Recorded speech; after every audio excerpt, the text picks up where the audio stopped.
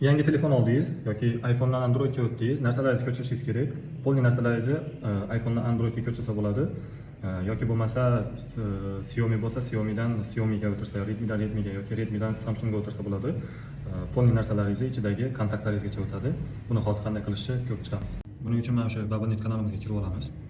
Bu yerdan mana shu Sharit APK degan nimani ilovani topamiz. Shuni ustinovka qilib olamiz. Eslatib o'taman, bu Honor Xiaomi telefonlarida ishlamasligi mumkin. Katta ehtimol bilan ishlamaydi. Ularga oddiy brauzerdan Sharit mod deb yozib, qidirib skачать olasizlar. Agar reklamasi kamroqni ishlatmoqchi bo'lsanglar. Agar yo'q, menga bo'laveradi desangiz, shunday Play Marketdan Sharitni skачать olsangiz bo'ladi. Bu reklama tashkil yo'q bunda. Mana shu boshida kelganingizda chiqadi, keyin chiqmaydi. Kim ishlatgan bo'lsa Sharitni har doim reklama chiqadi. Bizga telefonni o'tirish uchun mana shu joydan mana shu funksiya kerak bo'ladi. Mana klon qilish degan. Передача gruppaga o'tib ketdi. Bu yerga kiramiz. Mana bu qaysi telefoningizda bo'lsa, masalan yangi telefon bo'lsa, bu yangi telefonni tanlaysiz, narigi nimangizda esa eski telefonni tanlaysiz. Tanlab turib bir-biriga o'tirib olsangiz bo'ladi.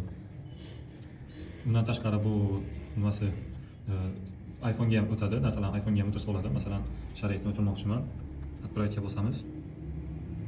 Bilsanglar, nimada ham bor, Play Marketda ham, App Store'da ham bor. Mana bu yerda emblemasi chiqdi iPhone'ning. Shu yerdan продолжitga bossangiz, iPhone'ni qidiradi. Mana bu yerda iPhone'ni qidiryapti hozir. iPhone'da ham xuddi shunaqa Androidga o'tirish degan joy bo'ladi. Shunaqa qilib iPhone'dan Androiddan iPhone'ga narsalaringizni o'tirsangiz bo'ladi yoki bo'lmasa u telefondan bu telefonga o'tirsangiz bo'ladi. Bu yerda Kay mana nimalar bor ekan, подключить iOS bor, kompyuter bor, kompyuterga ham qilsangiz bo'ladi yoki KaiOS degan operatsion sistema bor, unga ham qilsa bo'ladi. Ya'ni qaysi operatsion sistema bo'lsa, hammasida ishlaydi ekan bu. Eng qulayli taraflardan bittasi shu.